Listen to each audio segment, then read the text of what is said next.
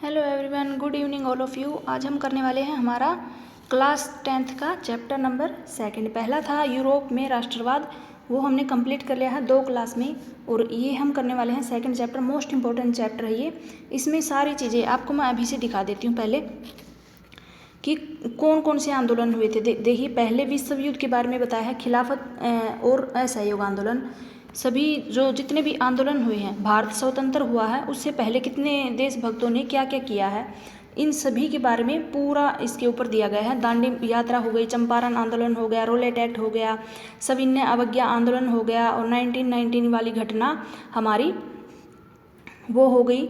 भगत सिंह के बारे में सारे जो नेता थे हमारे देश के, जिन्होंने भी देश को आज़ाद कराने में क्या क्या भूमिकाएं निभाई हैं, सारे जो है चीज़ें डिटेल में दी गई हैं कि कौन सी पहले घटना हुई थी, बाद में क्या हुआ था। महात्मा गांधी के बारे में बहुत सी घटनाएं इसमें दिखाई गई हैं, सारी घटनाओं से किस प्रकार से वो जुड़े हुए थे इस प्रकार से।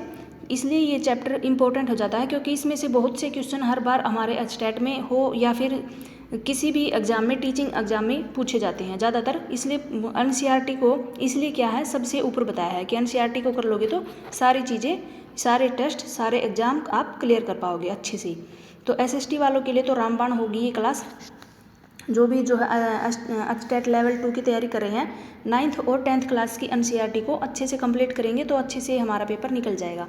तो वीडियो को स्टार्ट करते हैं। कंटिन्यू वीडियो मैं नहीं दे पाती हूँ कुछ वजह से, आप सभी को पता है अभी त्यौहार भी आने वाला है, घर पे भी बहुत सी चीज़ें हो जाती हैं इसी वजह से। पर मैं जो है एक्स्ट्रा क्लासेस बनाने की कोशिश कर रही हूँ कि बीच में कभी भी तबीयत ख़राब हो जाए या कुछ भी काम आ जाए तो मैं वो डाल सकूँ आपके लिए।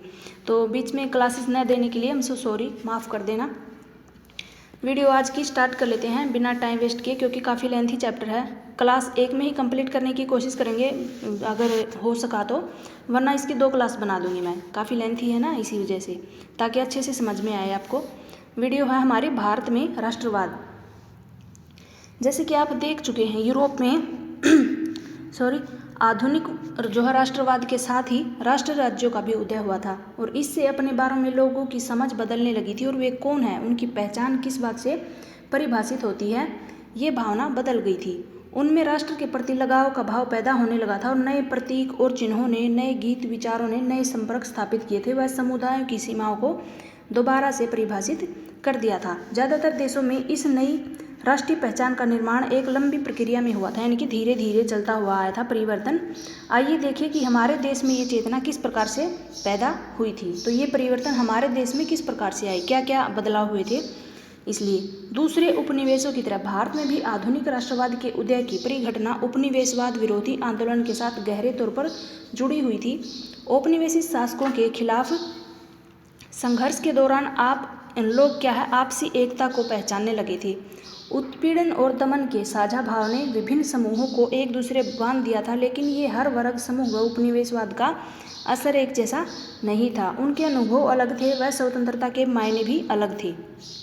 महात्मा गांधी के नेतृत्व में कांग्रेस ने इन समूहों को इकट्ठा करके एक विशाल आंदोलन खड़ा किया था, परंतु इस एकता में टकराव के बिंदु भी निहित थे, यानी कि एकता करने की कोशिश की थी, लेकिन इसमें भी कुछ टकराव हुए थे, कुछ भाषा के नाम पर, कुछ धर्म के नाम पर, किसी भी अलग प्रकार से। प्रत्येक की पहले की एक जो है पुस्तक में भी आपने भारत में राष्ट्रवाद के उदय का अध्ययन किया था। आपने वहाँ पर 20वीं सदी के पहले के दशक की कहानी सुनी थी, यानी कि 20वीं सदी से पहले की घटनाओं के बारे में पढ़ा, और इस अध्याय में हम 1920 के दशक के आगे अध्ययन करेंगे। असहयोग आंदोलन, सविनय अवज्ञा आंदोलन के बारे में पढ़ेंगे। हम ये देखेंगे कि कांग्रेस ने राष्ट्रीय आंदोलन को विकसित करने के लिए किस तरह से प्रयास किए, इस आंदोलन में विभिन्न सामाजिक समूहों ने किस तरह से हिस्सा लिया, व किस तरह राष्ट्रवाद ने लोगों की कल्पना को एक नई उड़ान दी थी। पहला पॉइंट है हमारा पहला विश्व युद्ध व खिलाफत और असहयोग। 1919 के सालों में हम देखते हैं कि राष्ट्रीय आंदोलन नए इलाकों तक फैल गया था। 1919 की बात कर रहा है, उसमें नए सामाजिक समूह शामिल हो गए थे, वह संघर्ष की नई पद्धतियां सामने आ रही थी। इन बदलाव को हम किस प्रकार समझेंगे और उनके क्या क्या परिणाम हुए थे, ये देखते हैं। सबसे पहली बात यह है कि विश्व युद्ध ने एक नई आर्थिक व राजनीतिक स्थिति पैदा कर दी, यानी कि विश्व युद्ध के समय आर्थिक कमजोरी आ गई थी और राजनीतिक स्थिति पैदा हो गई थी, और इस प्रकार से क्या हुआ था, रक्षा व्यय में भारी जो है इजाफा हुआ। इस कर्जे की भरपाई के लिए युद्ध के नाम पर कर्जे के लिए वह करों में वृद्धि की गई। यानी कि क्या किया गया था, जब प्रथम विश्व युद्ध, पहला वर्ल्ड वॉर हुआ था, तो काफ़ी जो है चीज़ें नष्ट होंगी। सभी को पता है विश्व युद्ध होगा तो जो है लड्डू तो बटेंगे नहीं, आपस में लड़ाई होगी तो कुछ ना कुछ तो नुकसान हुआ ही होगा। इस वजह से आर्थिक रूप से कमजोरी आई और उस कमजोरी की भरपाई करने के लिए कर लगा दिए लोगों की आय के ऊपर, कि किसी की कम आय है वो कम जो है कर चुकाएगा, जिसकी ज़्यादा है वो ज़्यादा चुकाएगा। इस प्रकार से सीमा शुल्क बढ़ा दिया व आय कर स्टार्ट कर दिए थे। युद्ध के दौरान कीमतें तेजी से बढ़ गई थी और 1913 से 18 के बीच कीमतें दोगुना हो चुकी थी, यानी कि महंगाई बढ़ गई थी 13 से 18 के बीच में, जिसके कारण से आम लोगों की मुश्किलें बढ़ गई थी और गांव में सिपाहियों को ज़बरदस्ती भर्ती किया गया था। गांव से मेरे दादाजी के फादर जो है उस टाइम पे वो बताते थे मेरे दादाजी कि क्या अभी तो जो हम फौज में भर्ती होने के लिए क्या करते हैं, पढ़ाई लिखाई करते हैं, फिजिकल वगैरह देते हैं, फिर डॉक्टरी मेडिकल वगैरह सारे टेस्ट होते हैं, तब जाकर के फौज में भर्ती करते हैं। अभी तो फिलहाल जो है ये चल रही है, लेकिन पहले के टाइम में क्या होता था, ज़बरदस्ती भर्ती करते थे, पकड़ पकड़ के मेरे दादाजी को बोलते थे कि पकड़ कर ले जाते थे। कोई भी लंबा तगड़ा हाइट में, कोई भी गांव में लंबा तगड़ा हाइट में दिखता था ना, किसकी लंबी हाइट है, उसी को ज़बरदस्ती गाड़ी में बिठा करके पकड़ के ले जाते, वहाँ पर उनको ज़बरदस्ती भर्ती कर देते थे। वहाँ से भाग भाग कर निकलते थे, रात को कोई भी जो है भाग कर निकलने की कोशिश करते थे। इस तरह से ज़बरदस्ती उनको पकड़ के लेकर जाते थे गाँव से भर्ती करने के लिए, जिसके कारण से ग्रामीण इलाकों में व्यापक गुस्सा आ गया था। 18 और 19 व 20-21 में देश के बहुत सारे हिस्सों में फसल खराब हो गई थी, जिसके कारण खाद्य पदार्थों का भारी अभाव पैदा हो गया था और उसी समय फ्लू की महामारी फैली थी। फिर 1921 की जो जनगणना थी उसके मुताबिक दुर्भिक्ष व महामारी के कारण 120 से 30 लाख लोग मारे गए थे। ये 1921 की जनगणना के मुताबिक बताया है। ज़बरदस्ती भर्ती, इसका मतलब क्या है ये देखिए। इस प्रक्रिया में अंग्रेज भारत के लोगों को ज़बरदस्ती सेना में भर्ती कर लेते थे। लोगों की उम्मीद थी कि युद्ध खत्म होने के बाद में उनकी मुसीबतें कम हो जाएंगी, लेकिन ऐसा नहीं हुआ था। इसी समय एक नया नेता सामने आया था। उसने संघर्ष का एक नया ढंग, एक नया तरीका पेश किया। वो नेता कौन था? महात्मा गांधी। अब देखिए सत्याग्रह का विचार। महात्मा गांधी जनवरी 1915 में भारत लौटे। तो यहाँ से स्टार्ट होती है कहानी जो है स्वतंत्रता की, लगा लो, या किसी भी आंदोलन की। धीरे धीरे एक के ऊपर एक आंदोलन चलते स्टार्ट हो गए थे। तो महात्मा गांधी कब आए थे? 1915 में भारत में लौटे थे और इससे पहले वे दक्षिण अफ्रीका में थे। कब, कहाँ पर थे? दक्षिण अफ्रीका में। उन्होंने एक नई तरह के जन आंदोलन के रास्ते पर चलते हुए वहाँ की नस्ल भेदी सरकार से सफलतापूर्वक लोहा लिया था, यानी कि उन्होंने आपस में टकराव किया था। इस पद्धति को वे सत्याग्रह कहते थे। सत्याग्रह के विचार में सत्य की शक्ति के ऊपर आग्रह और सत्य की खोज पर जोर दिया जाता था। इसका अर्थ ये है कि अगर आपका उद्देश्य सच्चा है, यदि आपका संघर्ष अन्याय के खिलाफ है, तो उत्पीड़क से मुकाबला करने के लिए आपको किसी शारीरिक बल की आवश्यकता नहीं होगी। प्रतिशोध की भावना या फिर आक्रामकता का सहारा लिए बिना ही सत्याग्रही केवल अहिंसा के सहारे भी अपने संघर्ष में सफल हो सकता है। तो महात्मा गांधी के बारे में सभी को पता है कि हम जानते हैं कि वो हिंसा के खिलाफ थे। इसके लिए दमनकारी शत्रु की चेतना को झिंझोड़ना चाहिए। उत्पीड़क शत्रु को ही नहीं बल्कि सभी लोगों को हिंसा के जरिए सत्य को स्वीकार करने पर विवश करने की बजाय सच्चाई को देखने व सहज भाव से स्वीकार करने के लिए प्रेरित किया जाना चाहिए। यानी कि बिना किसी लड़ाई झगड़े के उनको सच दिखाना चाहिए।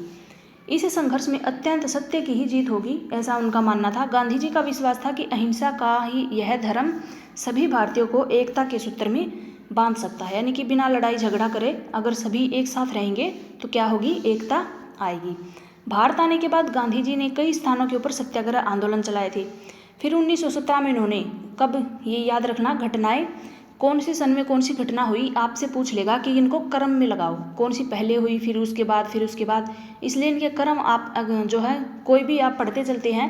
1917 में ये हुआ था, फिर 1915 में ये हुआ था, 17 में ये हुआ, 18 में, 19 में, इस तरह से इनको क्रम में लिख लो, लाइन वाइज। कॉपी पेन लेकर के बैठा करो। कोई भी क्लास देखो तो कोई भी इम्पोर्टेंट आपको पॉइंट दिखे उसी को आप जैसे कॉपी में उतार लेना। तो 17 में वो बिहार के चंपारण इलाके का दौरा किया था उन्होंने और दमनकारी बागान व्यवस्था के खिलाफ किसानों को संघर्ष के लिए प्रेरित किया था।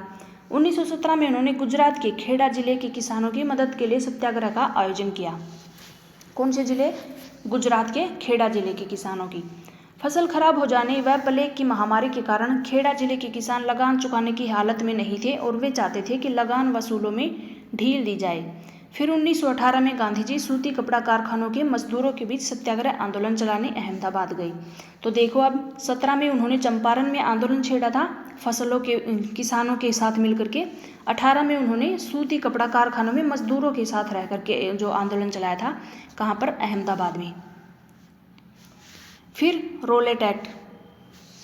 इस कामयाबी से उत्साहित गांधी जी ने 1919 में, अब हो गई 1919 की, 17 की आपने देख लिया, 18 भी देख लिया, अब है 1919। इसमें प्रस्तावित रोलेट एक्ट 1919 के खिलाफ एक राष्ट्रव्यापी आंदोलन चलाने का फैसला लिया था, रोलेट एक्ट। फिर भारतीय सदस्यों के भारी विरोध के बावजूद इस कानून को इंपीरियल लेजिस्लेटिव काउंसिल में बहुत जल्दबाजी में पारित किया गया और इस कानून के जरिए सरकार को राजनीतिक गतिविधियों को कुचलने और राजनीतिक कैदियों को 2 साल तक बिना मुकदमा चलाए जेल में बंद रखने का अधिकार मिल गया था। महात्मा गांधी ऐसे अन्यायपूर्ण कानूनों के खिलाफ अहिंसक ढंग से नागरिक अवज्ञा चाहते थे, यानी कि बिना लड़ाई झगड़े जो ये कड़े कानून बनाए गए थे कि बिना किसी के ऊपर मुकदमा चलाए उनको सीधी जेल में बंद कर दो, इसके खिलाफ वो बिना हिंसा के लड़ना चाहते थे। फिर 6 अप्रैल को एक हड़ताल शुरू होनी थी। विभिन्न शहरों में जो रैली थी, जुलूस थे, उनका आयोजन किया। रेलवे वर्कशॉप में कामगार हड़ताल पर चले गए थे, दुकानें बंद हो गई थी और इस व्यापक जन उभार से चिंतित और रेलवे व टेलीग्राफ जैसी संचार सुविधाओं के भंग हो जाने की आशंका से भयभीत अंग्रेजों ने राष्ट्रवादियों पर दमन शुरू कर दिया। अमृतसर में बहुत सारे स्थानीय नेताओं को हिरासत में लिया गया व गांधी जी के दिल्ली में प्रवेश करने के ऊपर पाबंदी लगा दी, यानी कि गांधी जी को दिल्ली में प्रवेश नहीं मिला। फिर 10 अप्रैल को पुलिस ने अमृतसर में एक शांतिपूर्ण जुलूस पर गोली चला दी, यानी कि जो चुपचाप बैठे हुए जुलूस के लिए बैठे थे उनके ऊपर गोलियां चला दी 10 अप्रैल को पुलिस ने। इसके बाद लोग बैंक, डाकखाने, रेलवे स्टेशनों के ऊपर हमला करने लगे। फिर मार्शल लॉ लागू कर दिया गया और जनरल डायर ने कमान संभाल ली थी। तो मार्शल लॉ लागू किया गया कब? 10 अप्रैल को। फिर 13 अप्रैल वाली हत्याकांड वाली 1919 की घटना। उस दिन अमृतसर में बहुत सारे गांव वाले सालाना बैसाखी मेले में शिरकत करने के लिए जलियांवाला बाग में मैदान में इकट्ठे हुए थे। फिर काफ़ी लोग तो सरकार द्वारा लागू किए गए दमनकारी कानून का विरोध प्रकट करने के लिए एकत्रित हुए थे और ये मैदान चारों तरफ से बंद था। शहर से बाहर होने के कारण वहाँ पर जुटे लोगों को ये पता नहीं था कि इस इलाके में मार्शल लॉ लागू किया जा चुका है। फिर जनरल डायर हथियारबंद सैनिकों के साथ वहाँ पर पहुँचा और वहाँ जाते ही क्या किया, मैदान से बाहर निकलने के सारे रास्ते बंद कर दिए। इसके बाद सिपाहियों ने भीड़ के ऊपर क्या किया, अंधाधुंध गोलियां चला दी। इसी को हम बोलते हैं 13 अप्रैल 1919 जलियांवाला बाग हत्याकांड। सैकड़ों लोग मारे गए और बाद में उसने बताया कि सत्याग्रहियों के जहन में दहशत व विस्मय का भाव पैदा करके एक नैतिक प्रभाव उत्पन्न करना चाहता था वो। जैसे जैसे जलियांवाला बाग की जो खबर फैली, उत्तर भारत के बहुत से शहरों के लोग सड़कों के ऊपर उतर गए, हड़ताल होने लगी, लोग पुलिस से मोर्चे लेने लगे, वे सरकारी इमारतों के ऊपर हमला करने लगे। सरकार ने इन कार्रवाइयों को निर्ममता से कुचलने का रास्ता अपनाया व सरकार लोगों को अपमानित और आतंकित करना चाहती थी। सत्याग्रहियों को जमीन के ऊपर नाक रगड़ने के लिए, सड़क पर घिसट कर चलने के लिए मजबूर कर दिया, साहिबों को सलाम मारने के लिए मजबूर किया, लोगों को कोड़े मारे गए व गांव जो कि गुजरांवाला पंजाब पर बम बरसाए गए और हिंसा फैलते देख महात्मा गांधी ने आंदोलन को वापस ले लिया, क्योंकि महात्मा गांधी चाहते थे कि हिंसा ना हो, इसलिए। और ये देखिए लोगों को घिसटने और उनके ऊपर कोड़े बरसाए जा रहे हैं। यहाँ पे जनरल डायर के हुक्म से सिपाही लोगों को घिसट कर चलने के लिए मजबूर कर रहे हैं। ये पंजाब 1919 की घटना है।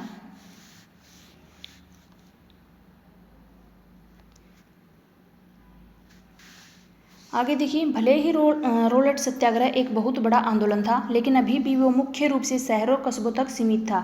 महात्मा गांधी पूरे भारत में और भी ज़्यादा जनाधार वाला आंदोलन खड़ा करना चाहते थे, लेकिन उनका मानना था कि हिंदू मुसलमानों को एक दूसरे के नज़दीक लाए बिना ऐसा कोई भी आंदोलन नहीं चला सकते। उनका मतलब था एकता के बिना कुछ भी संभव नहीं है, हिंदू मुस्लिम को एक साथ लाना होगा। उनको लगता था कि खिलाफत का मुद्दा उठाकर वे दोनों समुदाय को नज़दीक ला सकते हैं।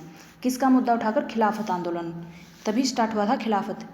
फिर पहले विश्व युद्ध में ओटोमन तुर्की की हार हुई थी और इस आशय की अफवाहें फैल गई थी कि इस्लामिक विश्व में आध्यात्मिक नेता खलीफा ओटोमन सम्राट के ऊपर एक बहुत सख्त संधि थोपी जाएगी।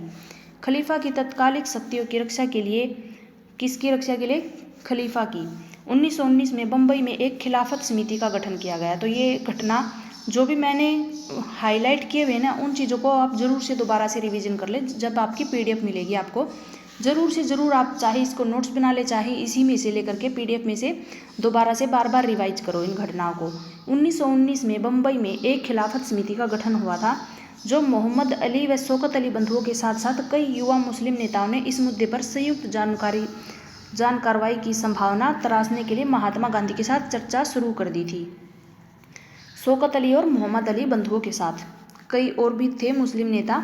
उन्होंने सितंबर 1920 में कांग्रेस कलकत्ता अधिवेशन कब हुआ? सितंबर 1920 में। खिलाफत समिति का गठन कब हुआ? 1919 में। एक घटना को दूसरी घटना से किस प्रकार जोड़ना है, ये चीज़ें याद रखो। पहले 1917 में चंपारण की घटना हुई थी। फिर 1918 में कहाँ पर? सूती कपड़ा के लिए जो महात्मा गांधी ने वहाँ पर उनका साथ दिया था मजदूरों का। फिर 19 में हुई थी हमारी ये घटना जलियांवाला बाग वाली। 1919 में ही खिलाफत समिति का गठन हुआ। फिर 1920 में ये हुई थी कलकत्ता अधिवेशन। इसमें महात्मा गांधी ने दूसरे नेताओं को इस बात के ऊपर राजी कर लिया था कि खिलाफत आंदोलन के समर्थक में स्वराज्य के लिए एक असहयोग आंदोलन शुरू करना चाहिए। असहयोग ही क्यों शुरू करें, इसका क्या मतलब है? अपनी प्रसिद्ध पुस्तक तो आप एक सेकंड रुकना, ये देखो अपनी प्रसिद्ध पुस्तक हिंद स्वराज, ये पुस्तक का नाम है हिंद स्वराज। ये किसकी है? महात्मा गांधी की। महात्मा गांधी ने कहा कि भारत में ब्रिटिश शासन भारतीयों के सहयोग से ही स्थापित हुआ था और यह शासन इसी सहयोग के कारण चल पा रहा है। अगर भारत के लोग अपना सहयोग वापस लेंगे तो साल भर के भीतर ही ब्रिटिश शासन ढह जाएगा और स्वराज्य की स्थापना हो जाएगी। 1909 की बात है, ये पुस्तक में लिखी गई हिंद स्वराज पुस्तक याद रख लेना किसकी है? महात्मा गांधी की प्रसिद्ध पुस्तक है।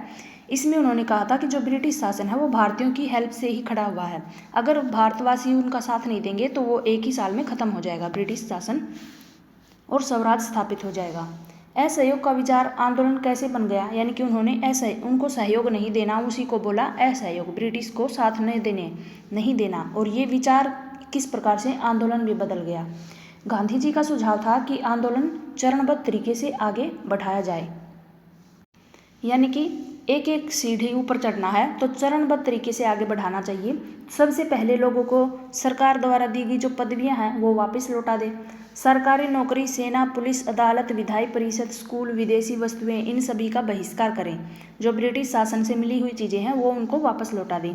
अगर सरकार दमन का रास्ता अपनाएगी तो व्यापक सविनय अवज्ञा अभियान भी शुरू किया जाएगा।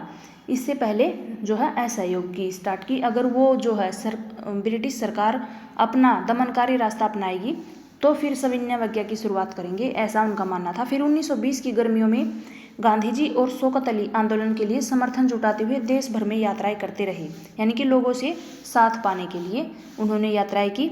बहिष्कार का क्या मतलब है? किसी के साथ संपर्क रखने और जुड़ने से इनकार करना और गतिविधियों में हिस्सेदारी, चीज़ों की खरीद, इस्तेमाल न करना, इनका इनकार करना। आमतौर पर ये विरोध का ही एक रूप होता है। बहिष्कार का मतलब आप सभी जानते हैं क्या होता है। इस प्रकार से और कांग्रेस के बहुत सारे लोग प्रस्ताव पर सशंकित थे। वे नवंबर 1920 में विधायी परिषद के लिए होने वाले चुनाव का बहिष्कार करने में हिचकिचा रहे थे। कुछ लोग क्या कर रहे थे, जो है हिचकिचा रहे थे। जो चुनाव होने वाले थे 1920 में, उनको बहता कि इस आंदोलन में लोग हिंसा कर सकते हैं। सितंबर से दिसंबर तक कांग्रेस में भारी खींचतान चलती रही और कुछ समय के लिए ऐसा लगा कि आंदोलन के जो समर्थक थे और विरोधियों के बीच सहमति नहीं बन पाएगी। आखिरकार दिसंबर 1920 में कांग्रेस के नागपुर अधिवेशन, तो कांग्रेस का नागपुर अधिवेशन कब हुआ? 1920 में। एक समझौता हुआ था, असहयोग कार्यक्रम पर स्वीकृति की मोहर लगा दी थी। आंदोलन किस प्रकार से आगे बढ़ा और किन किन लोगों ने इसमें हिस्सा लिया? विभिन्न सामाजिक समूह व असहयोग के विचार को किस तरह से समझा गया, ये सब पढ़ेंगे आगे। देखते हैं, ये देखिए आप, ये है विदेशी कपड़े का बहिष्कार।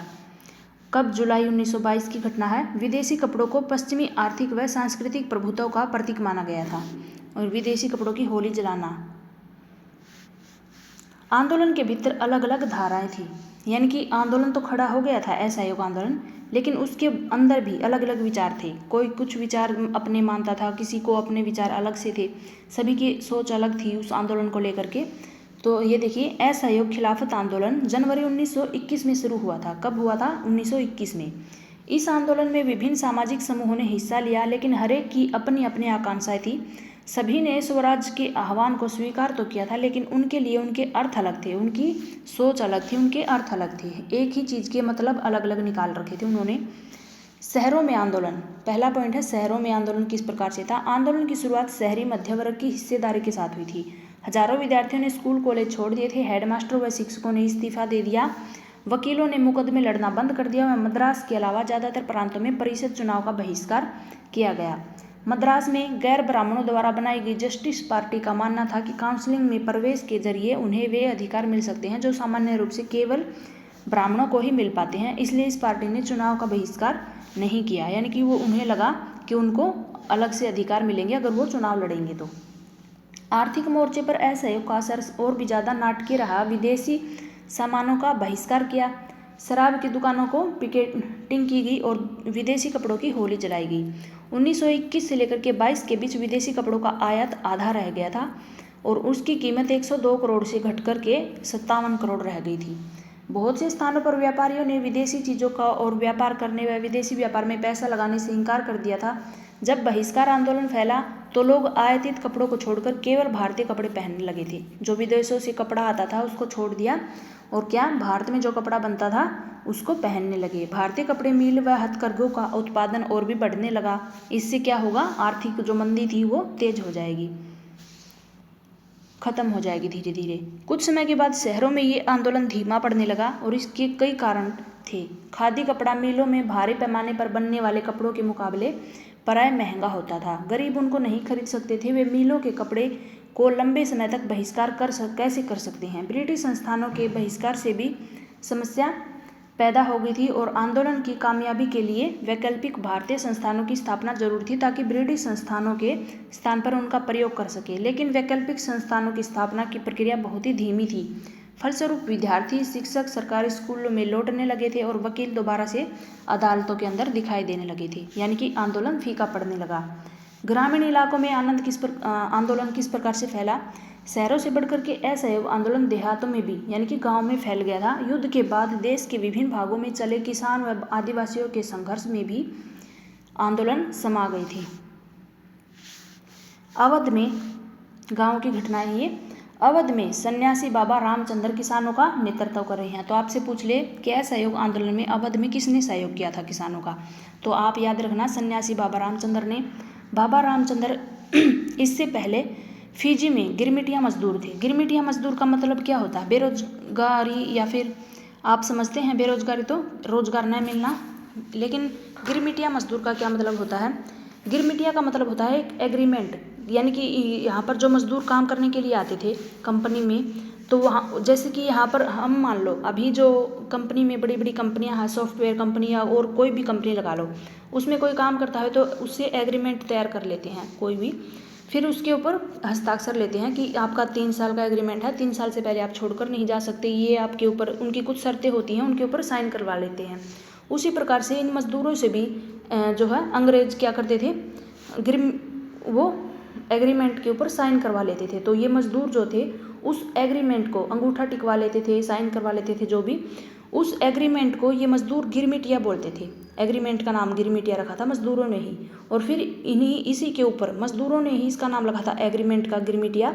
फिर उस एग्रीमेंट के नाम पर ही मजदूरों को गिरमिटिया मजदूर बोलने लगी, कि हम बोल देते ना कि ये तो एग्रीमेंट से लगा हुआ है, इस प्रकार से। तो ये गिरमिटिया मजदूर उसको बोलते थे, एक एग्रीमेंट तैयार करवा के उसके ऊपर हस्ताक्षर करके इनको जॉब पर रखते थे।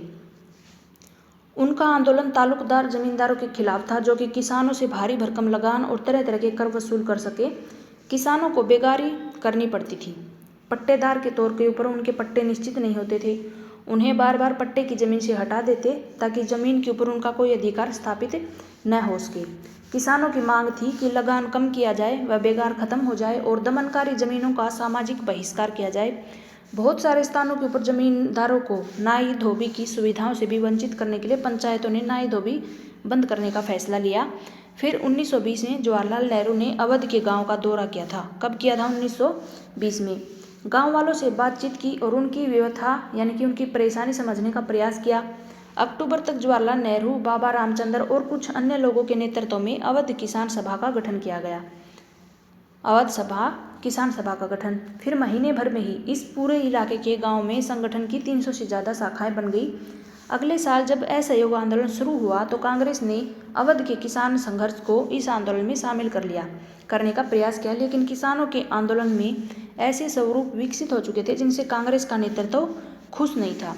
और फिर 1921 में जब आंदोलन फैला तो तालुकदार व व्यापारी उसके मकानों के ऊपर हमले होने लगे, बाजारों में लूटपाट होने लगी व अनाज के गोदामों पर कब्जा कर लिया। बहुत से स्थानों पर स्थानीय नेता किसानों को समझा रहे थे कि गांधी जी ने ऐलान कर दिया है कि अब कोई लगान नहीं भरेगा और जमीन गरीबों में बांट दी जाएगी। महात्मा गांधी का नाम लेकर के लोग अपनी सारी कार्रवाइयों और आकांक्षाओं को सही ठहराने लगे थे। फिर आदिवासी किसानों ने महात्मा गांधी के संदेश व स्वराज के विचार का कुछ और ही मतलब निकाल लिया। उदाहरण के लिए आंध्र प्रदेश की जो गुडेम पहाड़ियां हैं उनमें 1920 के दशक की शुरुआत में एक उग्र गुरिल्ला आंदोलन फैल गया था। तो ये क्वेश्चन आपसे पूछा गया है पहले के पेपर में कि आंध्र प्रदेश की गुडेम पहाड़ियों में कौन सी जनजाति है, गुरिल्ला आंदोलन फैला था वहाँ पर। गुरिल्ला यानी कि 1920 में फैला था। तो गुरिल्ला आंदोलन कब फैला, 1920 में, कहाँ फैला? आंध्र प्रदेश की गुडेम पहाड़ियों में। और फिर कांग्रेस इस तरह के संघर्ष को कभी स्वीकार नहीं कर सकती। अन्य वन व क्षेत्रों की तरह यहाँ पर भी अंग्रेजी सरकार ने बड़े बड़े जंगलों में लोगों के दाखिल होने के ऊपर पाबंदी लगा दी।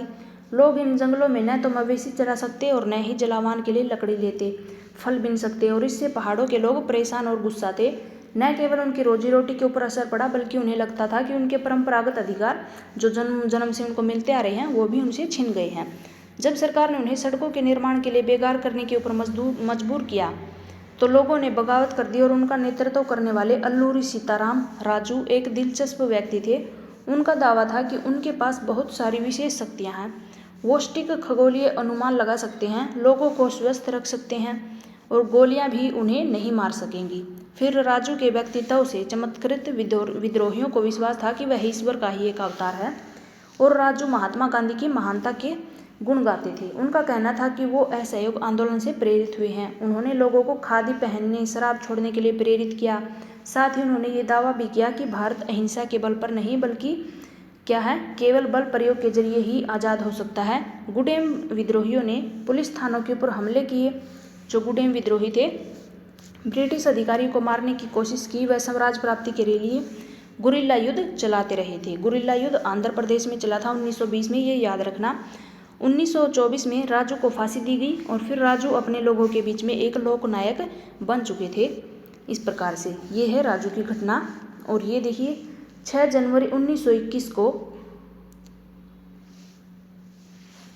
संयुक्त प्रांत के रायबरेली के पास पुलिस ने किसानों के ऊपर गोलियां चलाई थी। 1921 में 6 जनवरी को जवाहरलाल नेहरू घटना स्थान का दौरा करना चाहते थे, लेकिन पुलिस ने उनको रोक दिया और गुस्से में नेहरू ने अपने आसपास खड़े किसानों को ही संबोधित किया।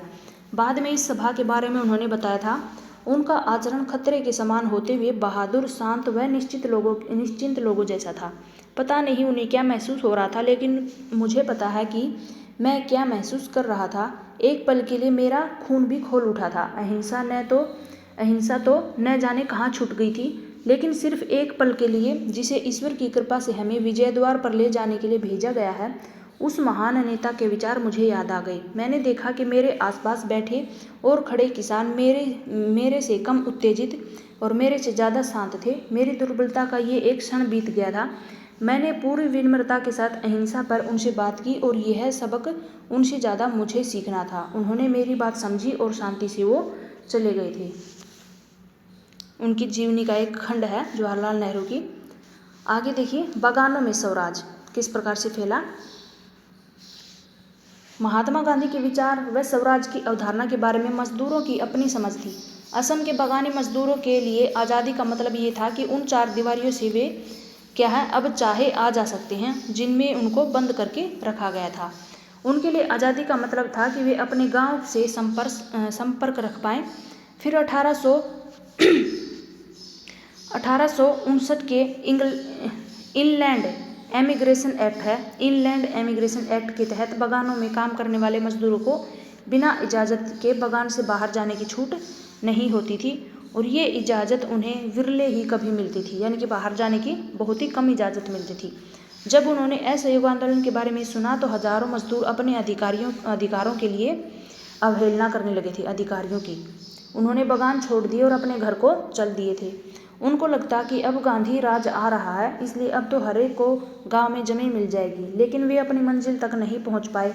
रेलवे व स्टीमरों की हड़ताल के कारण वे रास्ते में ही फंसे रह गए और उन्हें पुलिस ने पकड़ लिया और उनकी बुरी तरह से पिटाई की। जो बगानों से अपने घर के लिए निकले थे उनको पुलिस ने पकड़ के बहुत पीटा। फिर इन स्थानीय आंदोलनों की अपेक्षाओं और दृष्टियों को कांग्रेस के कार्यक्रम में परिभाषित नहीं किया गया। उन्होंने तो स्वराज शब्द का अपने अपने हिसाब से अर्थ निकाल लिया। उनके लिए ये एक ऐसे युग का घोतक यानी कि प्रतीक था जब सारे कष्ट और सारी मुसीबतें खत्म हो जाएंगी। फिर भी जब आदिवासियों ने गांधी जी के नाम का नारा लगाया तो स्वतंत्र भारत की हुंकार भरी, तो वे एक अखिल भारतीय आंदोलन से भी भावनात्मक स्तर पर जुड़े हुए थे। जब वे महात्मा गांधी का नाम लेकर काम करते तो अपने आंदोलन को कांग्रेस के आंदोलन से जोड़कर देखते और वास्तव में एक ऐसे आंदोलन का अंग बन जाते जो उनके इलाकों तक ही सीमित नहीं था, काफ़ी बड़ा था। ये है चोरा चोरी 1922 की घटना। गोरखपुर स्थित चोरा चोरी में बाजार से गुजर रहा एक शांतिपूर्ण जुलूस पुलिस के साथ हिंसक टकराव में बदल गया। यानी कि शांतिपूर्ण वो जुलूस निकाल रहे थे, फिर पुलिस की वजह से उनकी आपस में जो लड़ाई झगड़े हो गई। और फिर इस घटना के बारे में सुनते ही महात्मा गांधी ने असहयोग आंदोलन रोकने का आह्वान कर लिया, क्योंकि वो हिंसा नहीं चाहती थी। अगला है हमारा सविनय अवज्ञा की ओर। फिर 19 फरवरी 1922 में महात्मा गांधी ने असहयोग आंदोलन वापस लेने का फैसला किया और उनको लगता था कि आंदोलन हिंसक होता जा रहा है और सत्याग्रहियों को व्यापक प्रशिक्षण की जरूरत है। कांग्रेस के कुछ नेता इस तरह के जन संघर्षों से थक चुके थे। वे 1919 के गवर्नमेंट ऑफ इंडिया एक्ट, इसके तहत गठित की गई प्रांतीय परिषदों के चुनाव में हिस्सा लेना चाहते थे। उनको लगा कि परिषदों में रहते हुए ब्रिटिश नीतियों का विरोध करना, सुधारों की वकालत करना और ये दिखाना कि महत्वपूर्ण है ये परिषदें लोकतांत्रिक संस्था नहीं है। CR दास व मोतीलाल नेहरू ने परिषद राजनीति में वापस लौटने के लिए कांग्रेस के भीतर ही स्वराज पार्टी का गठन कर डाला था। तो स्वराज पार्टी का गठन किसने किया था? CR दास व मोतीलाल नेहरू। दोनों के नाम याद रखना। CR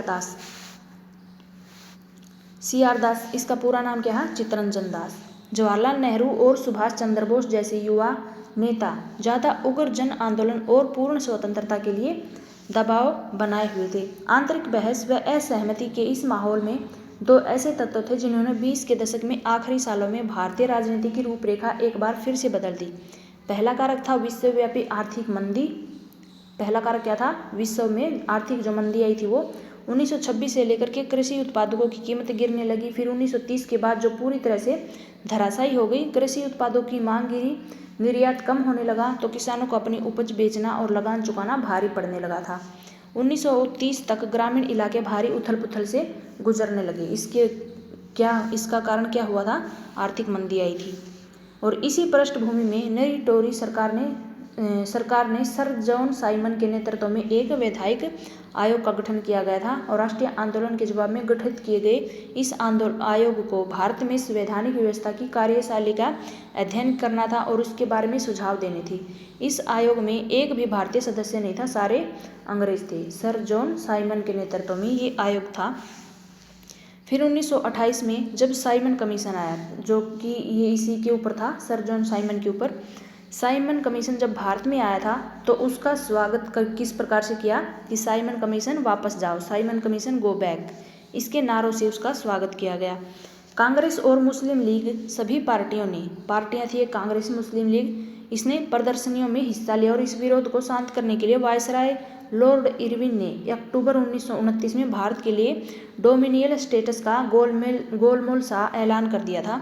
उन्होंने इस बारे में कोई समय सीमा नहीं बताई। उन्होंने सिर्फ इतना कहा था कि भावी संविधान के बारे में चर्चा करने के लिए गोलमेज सम्मेलन आयोजित किया जाएगा।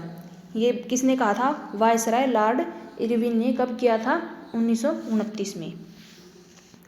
और फिर जो था, इस प्रस्ताव से कांग्रेस के जो नेता थे वे संतुष्ट नहीं हुए थे। जवाहरलाल नेहरू व सुभाष चंद्र बोस के नेतृत्व में कांग्रेस का तेज तर्रार खेमा आक्रामक तेवर अपनाने लगा। उदारवादी और जो मध्य मार्गी नेता थे ब्रिटिश डोमिनियन के भीतर ही संवैधानिक व्यवस्था के पक्ष में थे, लेकिन इस खेमे का प्रभाव घटता बढ़ता रहा था। ऊपर देख लो एक बार। साइमन कमीशन के खिलाफ प्रदर्शन के दौरान ब्रिटिश पुलिस ने लाला लाजपत राय के ऊपर हमला किया था और प्रदर्शन के दौरान मिले गहरे जख्मों के कारण उन्होंने दम तोड़ दिया था। जो साइमन कमीशन भारत आया था उसके खिलाफ शांतिपूर्ण प्रदर्शन हुआ था, उसमें इसके ऊपर लाठीचार्ज किया गया था लाला लाजपत के ऊपर। उसकी वजह से उन्होंने जो जख्म हुए थे वहीं पर दम तोड़ दिया था उन्होंने, लाला लाजपत राय ने। यहाँ पर है इलाहाबाद में कांग्रेस के नेताओं की एक बैठक है 1931 में, फोटो दी गई है ऊपर। महात्मा गांधी के अलावा इस चित्र में है वल्लभ भाई पटेल, जवाहरलाल नेहरू, सुभाष चंद्र बोस। ये फोटो देख लो आप, महात्मा गांधी है ये, और ये हमारे शायद वल्लभ भाई पटेल हैं, नहीं शायद इस तरफ हैं, और सुभाष चंद्र बोस हैं यहाँ पर, ये वाले जवाहरलाल नेहरू, ये जवाहरलाल नेहरू है, ये सुभाष चंद्र बोस हैं। इसी में यहाँ पर दिखाया हुआ है ना नीचे, सबसे बाईं तरफ जवाहरलाल नेहरू दाईं तरफ, और बाएं से 5वें नंबर पे भी देख सकते हैं आप सुभाष चंद्र बोस को। दिसंबर 1929 में जवाहरलाल नेहरू की अध्यक्षता में कांग्रेस के लाहौर अधिवेशन में पूर्ण स्वराज की मांग की गई थी। तो पूर्ण स्वराज की मांग कब की गई थी? लाहौर अधिवेशन में 1929 में। कौन थे इसके अध्यक्ष? थे जवाहरलाल नेहरू। और उन्होंने औपचारिकता रूप से ये मान लिया था कि तय किया गया कि 26 जनवरी 1930 को स्वतंत्रता दिवस के रूप में मनाया जाएगा। कब? 26 जनवरी 1930 को। और उस दिन लोग पूर्ण स्वराज के लिए संघर्ष की शपथ लेंगे। और इस उत्सव की ओर बहुत ही कम लोगों ने ध्यान दिया था। अब स्वतंत्रता के इस अमूर्त विचार को रोजमर्रा जिंदगी के ठोस मुद्दों से जोड़ने के लिए महात्मा गांधी को कोई और रास्ता ढूंढना था। यहाँ पर ये शपथ ली गई है, ये आप इसको पढ़ लेना, स्वतंत्रता दिवस की शपथ, और 26 जनवरी 1930 को ये फैसला लिया था जवाहरलाल नेहरू ने। ये आप इसको पढ़ लेना शपथ, इसमें से कोई क्वेश्चन तो नहीं है, सिर्फ यही पूछ सकता है डेट आपसे कब की है ये। नमक यात्रा और सविनय अवज्ञा आंदोलन की शुरुआत। देश को एकजुट करने के लिए महात्मा गांधी को नमक एक शक्तिशाली प्रतीक दिखाई दिया। फिर 31 जनवरी 1930 को उन्होंने वायसराय इरविन को एक खत लिखा। किसको लिखा था? वायसराय इरविन था, इरविन। और उन्होंने 11 मांगे लिखी थी उस समझौते में, या फिर क्या खत में महात्मा गांधी ने। इनमें कुछ सामान्य मांगे थी, जबकि कुछ मांगे उद्योगपतियों से लेकर किसानों तक विभिन्न तबकों से जुड़ी थी। गांधी जी इन मांगों के जरिए समाज के सभी वर्गों को अपने साथ जोड़ना चाहते थे ताकि सभी उनके अभियान में शामिल हो सके। इनमें सबसे महत्वपूर्ण मांग थी नमक को लेकर की, नमक को ख़त्म करने के बारे में थी। नमक का अमीर गरीब सभी इस्तेमाल करते हैं और ये भोजन का एक अभिन्न हिस्सा माना जाता है। इसलिए नमक के ऊपर कर और उसके उत्पादन पर सरकारी इजारेदारी का महात्मा गांधी ने ब्रिटिश शासन का सबसे दमनकारी पहलू बताया है कि नमक के ऊपर भी कर लगाया है। और नमक क्या है? भोजन का एक सबसे अभिन्न हिस्सा है। हर चीज़ में नमक की ज़रूरत होती है भोजन में, और हर किसी को ज़रूरत होती है, हिंदू मुस्लिम सिख ईसाई, चाहे किसी भी धर्म के लोग हो, कोई भी हो। तो इसलिए नमक के ऊपर कर, उनके उत्पादन पर सरकारी इजारेदारी को महात्मा गांधी ने ब्रिटिश शासन का सबसे दमनकारी पहलू बताया।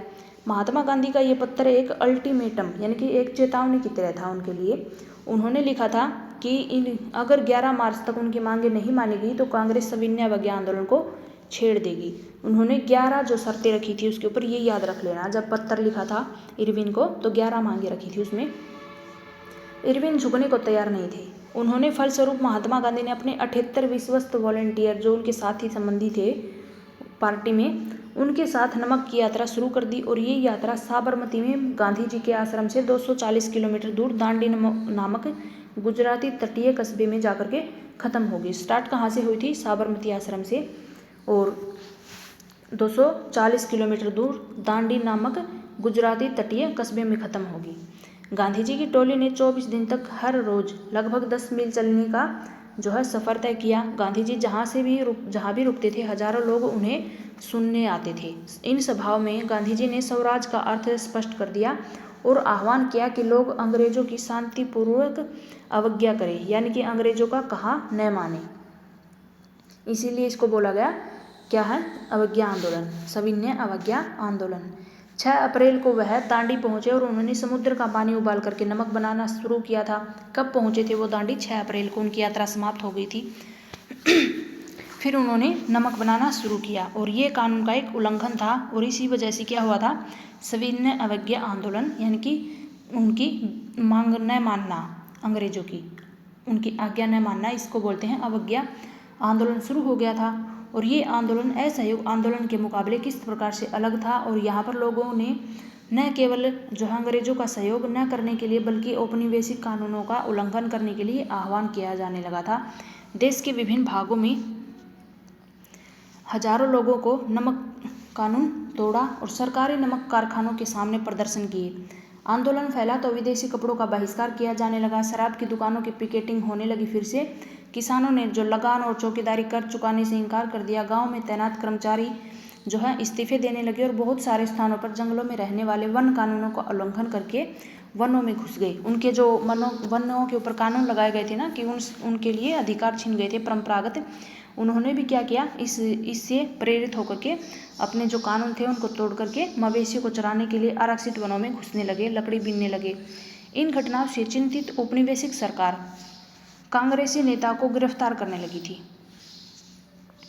बहुत सारे स्थानों पर हिंसक टकराव हुए थे। अप्रैल 1930 में जब महात्मा गांधी ने के समर्पित साथी थे अब्दुल गफ्फार खां को गिरफ्तार किया गया तो गुस्साई भीड़ सशस्त्र बख्तरबंद गाड़ियों व पुलिस की गोलियों का सामना करते हुए सड़कों के ऊपर उतर आई थी। बहुत सारे लोग मारे गए थे और महीने भर बाद जब महात्मा गांधी को गिरफ्तार कर लिया गया तो सोलापुर के औद्योगिक मजदूरों ने अंग्रेजी शासन का प्रतीक पुलिस चौकियों, नगर पालिका भवन, अदालत व रेलवे स्टेशनों के ऊपर हमले शुरू कर दिए। भयभीत सरकार ने निर्मम दमन का रास्ता अपनाया। शांतिपूर्ण सत्याग्रहियों के ऊपर हमले किए, औरतों व बच्चों को मारा पीटा गया व लगभग 1 लाख लोग गिरफ्तार कर लिए गए। और फिर महात्मा गांधी ने एक बार फिर से आंदोलन को वापस ले लिया क्योंकि वो हिंसा नहीं चाहते थे और फिर से हिंसा स्टार्ट हो गई थी।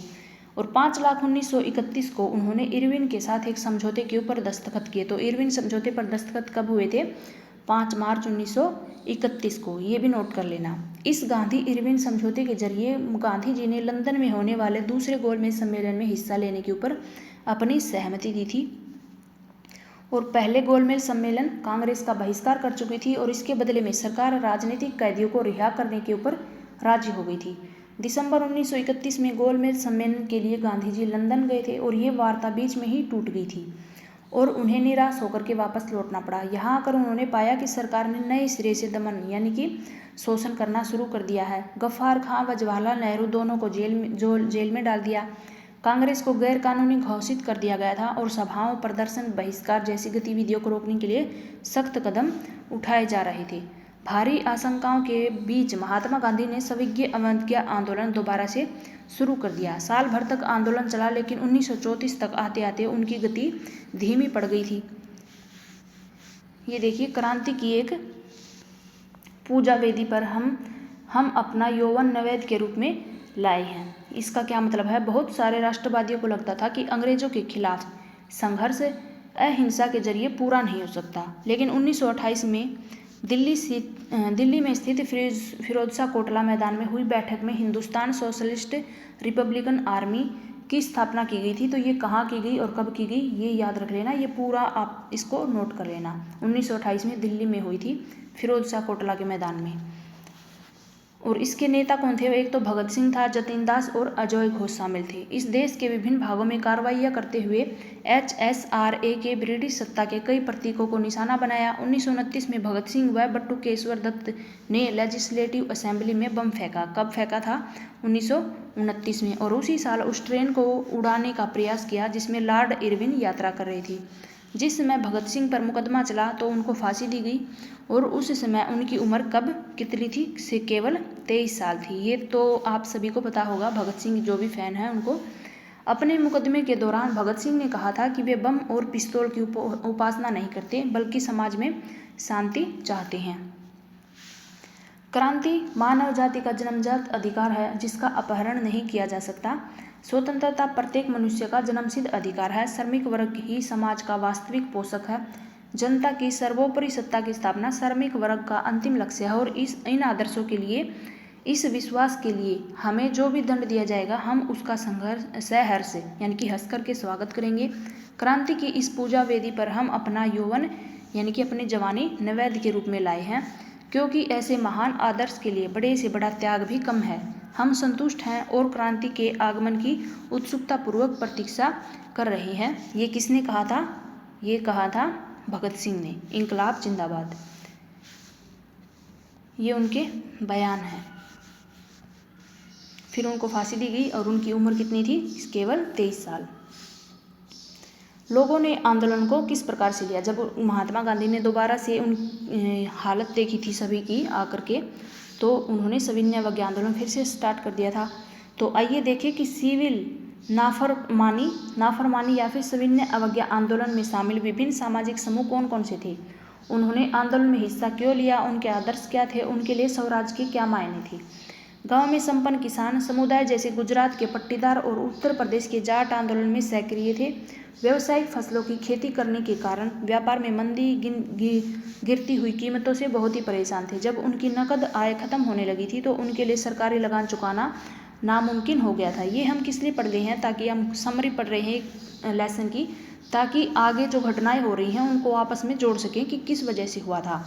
तो देखिए, व्यावसायिक फसलों की खेती करने के कारण व्यापार में मंदी आ गई थी, गिरती कीमतों से वे बहुत परेशान थे। जब उनकी नकद आय खत्म होने लगी तो उनके लिए सरकारी लगान चुकाना नामुमकिन हो गया, कठिन हो गया था। सरकार लगान कम करने को तैयार नहीं थी और चारों तरफ से असंतोष फैल गया। संपन्न किसानों ने सविनय अवज्ञा आंदोलन का बढ़ चढ़ करके समर्थन किया था। किसानों ने काफ़ी बढ़ चढ़ करके हिस्सा लिया उसमें। उन्होंने अपने समुदाय को इकट्ठा करके, एकजुट करके कई बार अनिच्छुक सदस्यों का बहिष्कार किया, यानी कि जो भी सदस्य उनको पसंद नहीं थे उनको क्या किया? बहिष्कार करने के लिए मजबूर कर दिया। उनके लिए स्वराज की लड़ाई भारी लगान के खिलाफ लड़ी गई। लेकिन जब 1931 में लगानों के घटे बिना आंदोलन वापस लिया गया तो उन्हें बहुत ही निराशा हुई थी। फलस्वरूप जब 1932 में आंदोलन दोबारा से शुरू हुआ था, कब? 1932 में, तो उनमें बहुतों ने उसमें हिस्सा लेने से इनकार कर दिया था। गरीब किसान केवल लगान में कमी नहीं चाहते थे, उनमें से बहुत सारे किसान जमींदारों से पट्टे के ऊपर जमीन लेकर के खेती कर रहे थे। महामंदी लंबी खिंची और नकद आमदनी गिरने लगी तो छोटे जो पट्टादार थे उनके लिए जमीन का किराया चुकाना भी मुश्किल हो गया था। वे चाहते थे कि उन्हें जमींदारों को जो भाड़ा चुकाना था उसको माफ़ कर दें। इसके लिए उन्होंने कई रेडिकल आंदोलनों में हिस्सा लिया और इसका नेतृत्व अक्सर समाजवादियों को और कम्युनिस्टों के हाथ में होता था। अमीर किसान व जमींदारों की नाराजगी के भय से कांग्रेस भाड़ा विरोधी आंदोलन का समर्थन देने में प्राय हिचकिचाती थी और इसी कारण से गरीब किसान व कांग्रेस के बीच संबंध अनिश्चित बने रहे, क्योंकि उन्होंने कांग्रेस ने जो है उसका साथ थोड़ा कम दिया, हिचकिचा रही थी वो भाड़ा विरोधी आंदोलन का समर्थन देने में। इसी वजह से कांग्रेस के बीच और किसानों के बीच में जो संबंध थे वो निश्चित नहीं थे। व्यावसायिक वर्ग की स्थिति क्या थी? तो उन्होंने सविनय अवज्ञा आंदोलन के बारे में क्या क्या रुख अपनाए? पहले विश्व युद्ध के दौरान भारतीय व्यापारियों और उद्योगपतियों ने भारी मुनाफा कमाया था। वे ताकतवर हो गए थे और अपने कारोबार को फैलाने के लिए उन्होंने ऐसी औपनिवेशिक नीतियों का विरोध किया था जिसके कारण उनकी व्यावसायिक गतिविधियों में रुकावट आती थी। वे विदेशी वस्तुओं के आयात से सुरक्षा चाहते थे और रुपया सटलिंग विदेशी विनिमय अनुपात में बदलाव चाहते थे जिससे आयात में कमी आ जाए। व्यावसायिक हितों को संगठित करने के लिए उन्होंने 1920 में भारतीय औद्योगिक व व्यावसायिक Congress, Indian industrial and commercial Congress और 1927 में भारतीय वाणिज्यिक एवं उद्योग परिसंघ यानी कि federation of Indian chamber of commerce and industry FICCI का गठन किया गया था। तो कब किया था ये? 1927 में। और ये कब किया था? 1920 में। अगला है पुरुषोत्तम ठाकुरदास व जी.डी. बिड़ला जैसे जाने माने उद्योगपतियों के नेतृत्व में उद्योगपतियों ने भारतीय अर्थव्यवस्था के ऊपर औपनिवेशिक नियंत्रण का विरोध किया और पहले सिविल नाफरमानी आंदोलन का समर्थन किया। उन्होंने आंदोलन को आर्थिक सहायता दी व आयातित वस्तुओं को खरीदने और बेचने से इनकार कर दिया। ज़्यादातर व्यवसायी स्वराज को एक ऐसे युग के रूप में देखते थे जहाँ पर कारोबार के ऊपर औपनिवेशिक पाबंदियाँ नहीं होंगी और व्यापार व उद्योग निर्बाध ढंग से फल फूल सकेंगे। गोलमेज सम्मेलन की विफलता के बाद व्यावसायिक संगठनों का उत्साह भी मंदा हो गया था, यानी कि कम पड़ गया था। उन्हें उग्र गतिविधियों का भय था और वे लंबी अशांति की आशंका और कांग्रेस के युवा सदस्यों में समाजवाद के बढ़ते प्रभाव से डरे हुए थे। ये साइड में घटनाएं हैं, हर उसमें आती हैं एग्जाम में। किसी भी आप बड़े लेवल का टीचिंग एग्जाम दोगे तो भी यहीं से एनसीईआरटी से ही क्वेश्चन आएंगे, कौन सी घटना कब हुई थी। तो ये सारी घटनाएं 18 से 19 वाली, 19 वाली, 20, 21 सारी घटनाएं याद रख लेना, नोट बना लेना। आप जो भी आप लेसन पढ़ते हो एनसीईआरटी का नोट्स बना लेना, आपका काफ़ी फ़ायदा होगा हर एग्जाम में। तो ये सारे आप याद रख लेना। वैसे पीछे की घटनाएं हैं जो भी हमने अभी तक पढ़ा है ना, उन सभी को इकट्ठा करके यहाँ पर साइड में दिया गया है। तो ये इसमें से बना लेना या फिर 1 बाय 1 आप लाइन में से बनाओगे तो काफ़ी अच्छा होगा, क्योंकि इसमें सारी घटनाएं मिलेंगी आपको। कहाँ थे हम?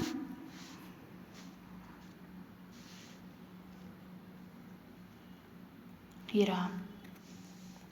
औद्योगिक श्रमिक वर्ग ने सविनय अवज्ञा आंदोलन में नागपुर के अलावा और कहीं पर भी बहुत बड़ी संख्या में हिस्सा नहीं लिया था। जैसे जैसे उद्योगपति कांग्रेस के नज़दीक आ रहे थे, मजदूर कांग्रेस से छिटकने लगे थे, और फिर भी कुछ मजदूरों ने सविनय अवज्ञा आंदोलन में हिस्सा लिया था।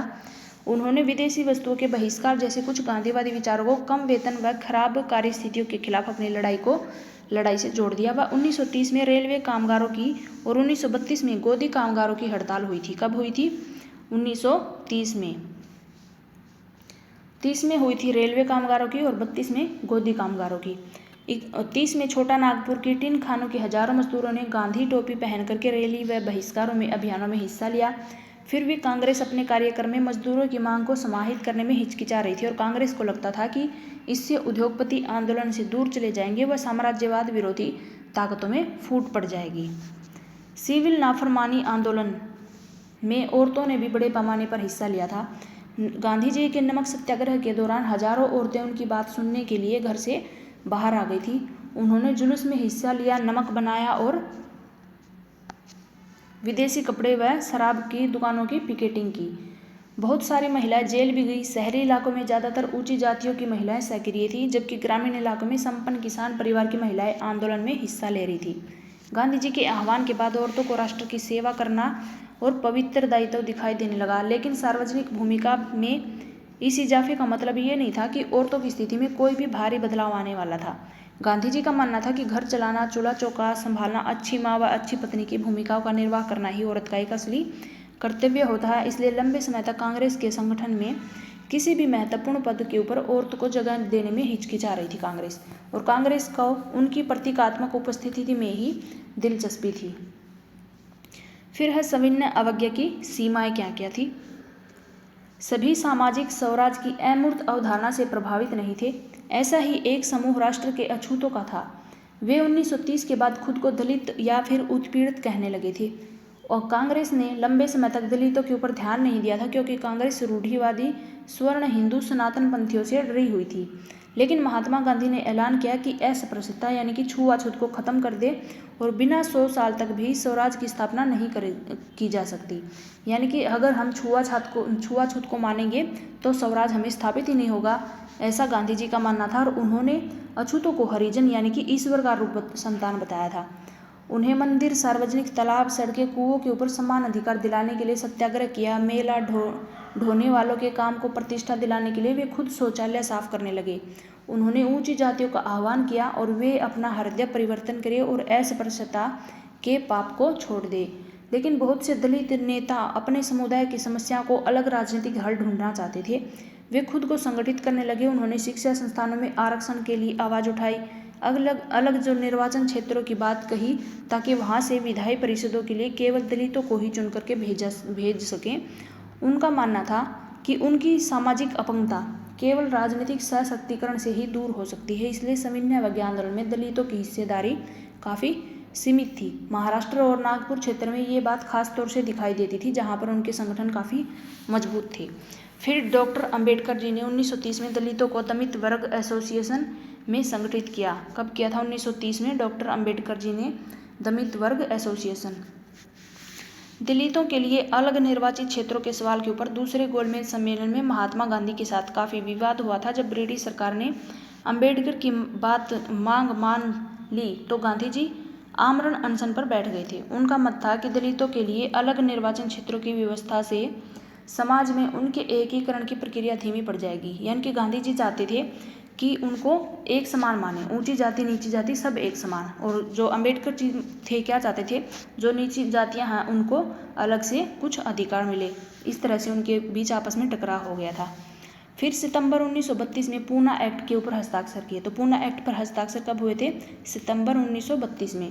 इसमें दलित वर्गों, जिन्हें बाद में अनुसूचित जाति के नाम से जाना गया था, को प्रांतीय व केंद्रीय विधायी परिषद में आरक्षित सीटें मिल गई थी। तो ये कब मिली थी? 1932 के पूना एक्ट के ऊपर हस्ताक्षर करके। हालांकि उनके लिए मतदान सामान्य निर्वाचन क्षेत्रों में ही होता था, फिर भी दलित आंदोलन कांग्रेस के नेतृत्व में चल रहे राष्ट्रीय आंदोलन को शंका की दृष्टि से ही देखता रहा और भारत के जो कुछ मुस्लिम राजनीतिक संगठनों ने भी सविनय अवज्ञा आंदोलन के प्रति कोई खास उत्साह नहीं दिखाया था। असहयोग खिलाफत आंदोलन के शांत पड़ जाने के बाद मुसलमानों का एक बड़ा तबका कांग्रेस से कटा हुआ महसूस होने लगा था और 1920 के दशक के मध्य कांग्रेस हिंदू महासभा जैसे हिंदू धार्मिक राष्ट्रवादी संगठनों के काफ़ी करीब दिखाई देने लगे। जैसे जैसे हिंदू मुसलमानों के बीच संबंध खराब होते गए, दोनों समुदाय उग्र धार्मिक जुलूस निकालने लगे। इनसे कई शहरों में हिंदू मुस्लिम सांप्रदायिक टकराव हुआ, दंगे हो गए और हर दंगे के साथ दोनों मुसलमान समुदायों के बीच फासला बढ़ता गया था। कांग्रेस और मुस्लिम लीग ने एक बार फिर गठबंधन का प्रयास किया था। किसने? कांग्रेस और मुस्लिम लीग ने गठबंधन करने का प्रयास किया था और फिर 1927 में ऐसा लगा कि अब एकता स्थापित हो ही जाएगी। सबसे महत्वपूर्ण मतभेदी भावी विधानसभा में प्रतिनिधित्व के सवाल के ऊपर थे।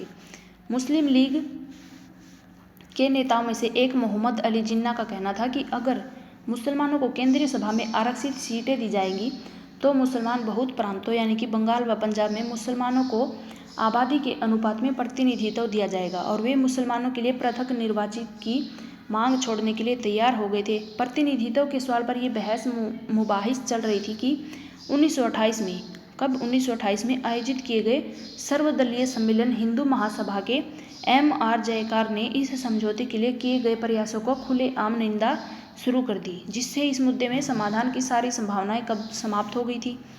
और जब सविनय अवज्ञा आंदोलन शुरू हुआ उस समय पे समुदायों के बीच संदेह और अविश्वास का माहौल बना हुआ था। कांग्रेस से कटे हुए मुसलमानों का बड़ा तबका किसी संयुक्त संघर्ष के लिए तैयार नहीं था और बहुत से मुस्लिम नेता व बुद्धिजीवी भारत में अल्पसंख्यकों के रूप में मुसलमानों की हैसियत को लेकर के चिंता जता रहे थे। उनको भय था कि हिंदू बहुसंख्या के वर्चस्व की स्थिति में अल्पसंख्यकों की संस्कृति को पहचान खो जाएगी। और फोर्थ है हमारा, ये भी आप पढ़ लेना खुद से ही, इसमें कुछ ज़्यादा इम्पोर्टेंट तो नहीं है। एक बार मैं ऊपर वाली लाइन पढ़ देती हूँ बस, बाकी इसमें जो है दंगे वगैरह थे उनके बारे में दिखाया गया है। देखिए 1930 में मुस्लिम लीग के अध्यक्ष थे सर मोहम्मद इकबाल। कब? 1930 में मुस्लिम लीग के अध्यक्ष थे मोहम्मद इकबाल। मुसलमानों के लिए अल्पसंख्यक राजनीतिक हितों की रक्षा के उद्देश्य से पृथक निर्वाचिका की जरूरत पर एक बार फिर से जोर दिया था। माना जाता है कि इसके बाद सालों में पाकिस्तान की मांग के लिए जो आवाज़ उठी थी उसका बौद्धिक औचित्य उनके इसी बयान में उपजा था। तो ये उनका बयान दिया गया है, इसलिए हमसे बयान तो पूछेगा नहीं कि क्या बयान दिया है, तो इसको आप चाहो तो पढ़ भी लेना, लेकिन इसको याद रख लेना बस, ऊपर वाली लाइन को इतना पढ़ लेना। अगला है हमारा सामूहिक अपनेपन का भाव। ये चित्र है बाल गंगाधर तिलक का और इसके आसपास जो धार्मिक चित्र दिए गए हैं, किसके चित्र दिए हैं? मंदिर, चर्च और मस्जिद के। बाल गंगाधर तिलक 20वीं सदी की शुरुआत की ये तस्वीर है और चारों तरफ जो है उसकी क्या प्रतीक दिए गए हैं अलग अलग धर्मों के। राष्ट्रवाद की भावना तब पनपती है जब लोग ये महसूस करने लगे कि वे एक ही राष्ट्र के अंग होते हैं। जब वे एक दूसरे को एकता के सूत्र में बांधने वाली कोई साझा बात ढूंढ लेते हैं, लेकिन राष्ट्र लोगों के मस्तिष्क में एक यथार्थ का रूप ले लेता है। विभिन्न समुदाय, क्षेत्रों, भाषाओं से संबंधित अलग अलग समूहों ने सामूहिक अपनेपन का भाव किस प्रकार से विकसित किया? सामूहिक अपनेपन की ये भावना आंशिक रूप से यानी कि बहुत ही कम जो है संयुक्त संघर्षों के चलते चलते पैदा हुई थी धीरे धीरे। इनके अलावा बहुत सारी संस्कृति प्रक्रियाएं भी चल रही थी जिनके जरिए राष्ट्रवाद लोगों की कल्पना दिलो दिमाग पर छा गया था और इतिहास व साहित्य, लोक कथाएं, गीत, चित्र व प्रतीक सभी के राष्ट्रवाद को साकार करने में अपना योगदान दिया था। यानी कि लोक कथाएं थी, गीत थे, चित्र थे, कुछ जो है प्रतीक थे, इन सभी ने जो है राष्ट्रवाद में अपनी भूमिका निभाई थी। जैसे कि आप जानते हैं कि राष्ट्र की पहचान सबसे ज़्यादा किस तस्वीर में अंकित की जाती है? देखिए अध्याय 1 में हमने देखा था ना, सारे प्रतीक दिखाए गए थे। इनसे लोगों को एक ऐसी छवि गढ़ने में मदद मिलती है जिनके जरिए वे राष्ट्र को पहचान सकते हैं। 20वीं सदी में राष्ट्रवाद के विकास के साथ भारत की पहचान भी भारत माता की छवि का रूप लेने लगी थी। कब? भारत माता की छवि। तो इसका चित्र किसने बनाया था भारत माता का? बंकिम चंद्र चट्टोपाध्याय ने। ये याद रख लेना, मोस्ट इम्पोर्टेंट है, बंकिम चंद्र चट्टोपाध्याय ने इस छवि के निर्माण का आरंभ किया था। बंकिम चंद्र चट्टोपाध्याय ने और 1870 के दशक में उन्होंने मातृभूमि की स्तुति के रूप में वंदे मातरम लिखा गया था। और बाद में उन्होंने अपने उपन्यास आनंद मठ में शामिल कर लिया। किस में शामिल किया था? आनंद मठ में। और ये गीत बंगाल में स्वदेशी आंदोलन में खूब गाया गया था। स्वदेशी आंदोलन की प्रेरणा से अवनींद्रनाथ टैगोर ने भारत माता की विख्यात छवि को चित्रित किया था। तो ये देखिए, बंकिम चंद्र चट्टोपाध्याय ने जो वंदे मातरम लिखा था उसको आनंद मठ में शामिल किया। तो वंदे मातरम किसने लिखा, ये याद रख लेना।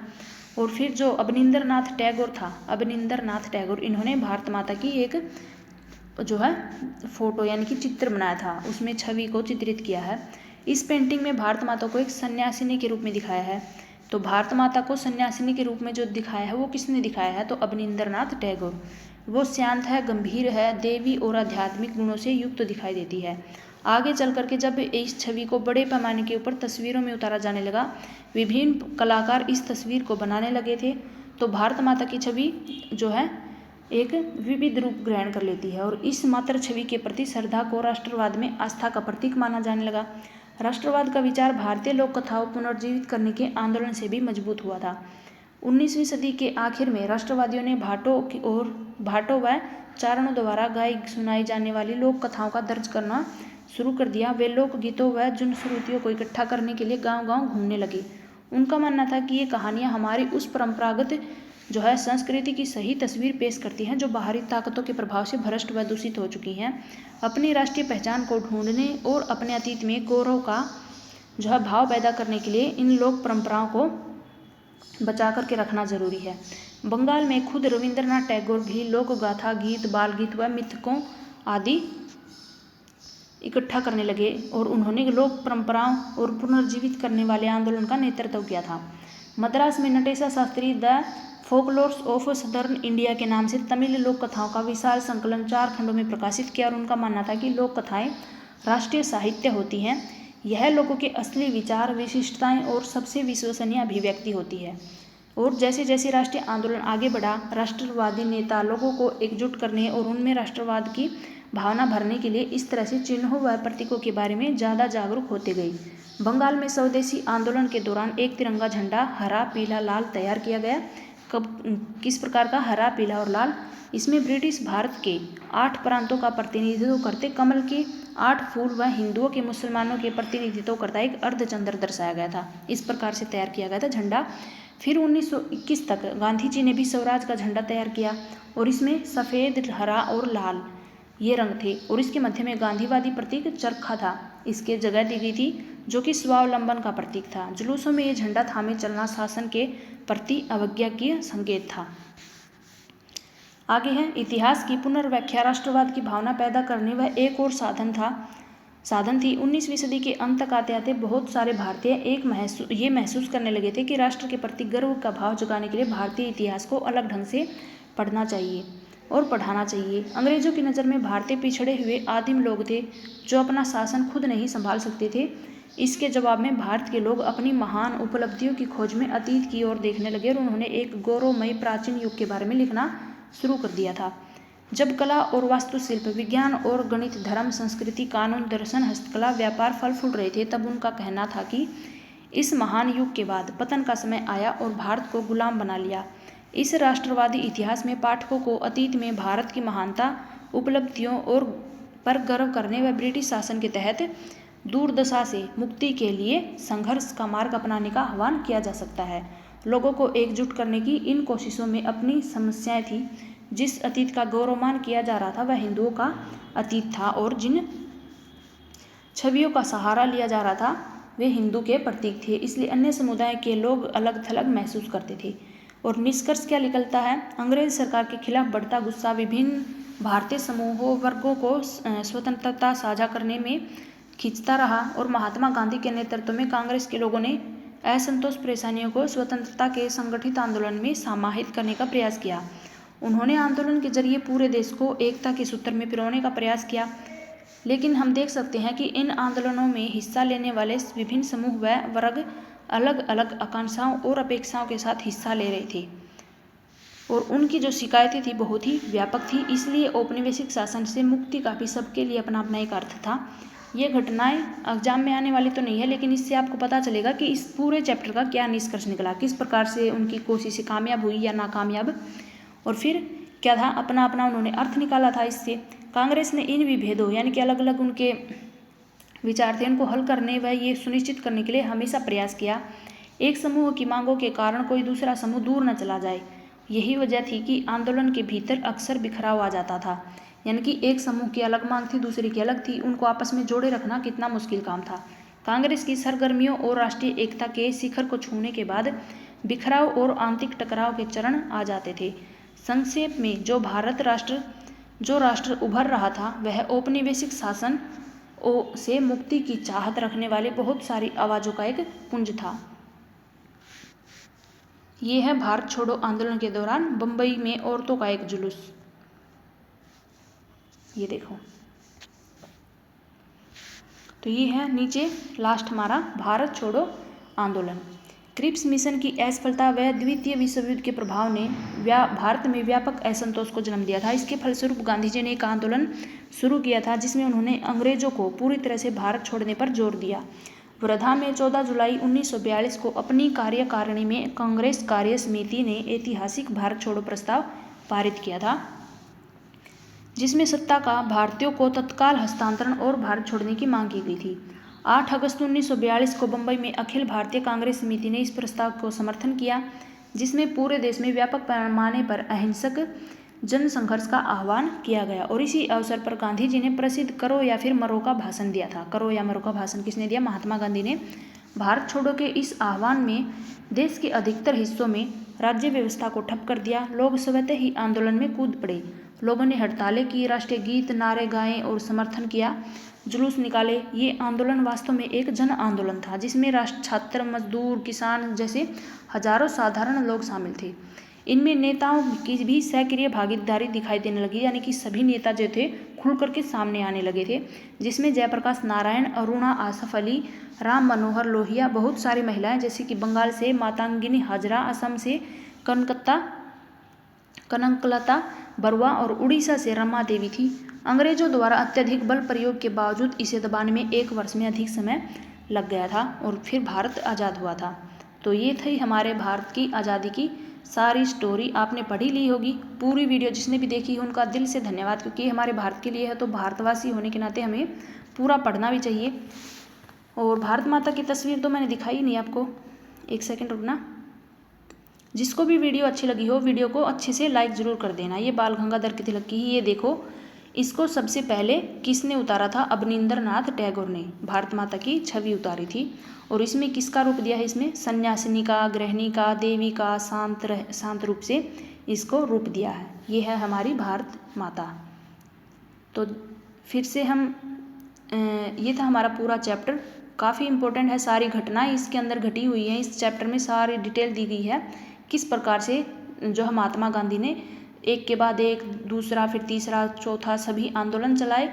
और इनको सीरीज में जो है लाइन वाइज याद रख लेना। पहला घटना कौन सी थी, दूसरी कौन सी थी, तीसरी कौन सी थी। इस स्टोरी को पढ़ने का सिर्फ यही फ़ायदा होता है कि हम इन चीज़ों को एक दूसरे से रिलेट कर पाते हैं, ताकि अच्छे से हमें याद हो जाती हैं। लाइफ टाइम हम भूलोगे नहीं अगर इसको अच्छे से पढ़ लोगे, अच्छे से समझ लोगे, 1-2 बार पढ़ोगे ना, तो धीरे धीरे सारी चीज़ें आपके दिमाग में बैठ जाएंगी कि कौन सी घटना कब घटी थी, किस वजह से घटी थी। बच्चों को पढ़ाओगे आगे चल करके तो भी आपको किसी भी चीज़ की कुछ भी आपको दिक्कत नहीं आने वाली। सारी चीज़ें धीरे धीरे आपके दिमाग में बैठ जाएंगी। बार बार रिवाइज करना, जो भी मैंने नोट्स बनाने के लिए बोला है, जो हाईलाइट किए हुए हैं उनको बार बार ज़रूर पढ़ लेना। 2 से 3 बार पढ़ना, एक बार में आपको कुछ भी चीज़ें याद होने वाली नहीं है। इसलिए मैं बोलती हूँ कि बार बार रिवाइज करो। जो भी वीडियो PDF मिलती हैं उनको बार बार रिवाइज करो, तभी चीज़ें आपको याद होगी। एक बार में कोई भी चीज़ आपके दिमाग में नहीं बैठती। आपको लगता होगा एक बार में पढ़ने से कि हमें सब कुछ याद हो गया, लेकिन 2-3 दिन के बाद आप खुद से देख लेना। आप अपने आप से पूछो कि मैंने ये क्वेश्चन पढ़ा था, क्या मुझे इसका आंसर याद है? तो आपको याद नहीं होगा। तो इसको इसलिए बोलते हैं 3-4 बार आप इसको रिवाइज करो। 2 बार ज़रूर करो, 3 बार करो, जब भी आपको टाइम मिले। इन चीज़ों को अलग से नोट्स बना के रख लो और फिर उठते बैठते कहीं पर भी आप इसको पढ़ लेना। वीडियो अच्छी लगे तो लाइक किए बिना मत जाना। जिन भी बच्चों को वीडियो अच्छी लगे दिल से लाइक कर देना। चैनल को सब्सक्राइब कर लेना जो भी नए बच्चे जुड़े हैं। और मिलते हैं कल नेक्स्ट वीडियो के साथ, अगले चैप्टर के साथ ही। एक ही बार में मैंने ये पूरा करवा दिया है, तो काफ़ी लेंथी क्लास हो गई है, लेकिन काफ़ी इंपॉर्टेंट है ये आपका चैप्टर, वैसे पहले वाले से भी ज़्यादा। तो मिलते हैं कल नेक्स्ट वीडियो में। Thank you so much, bye bye.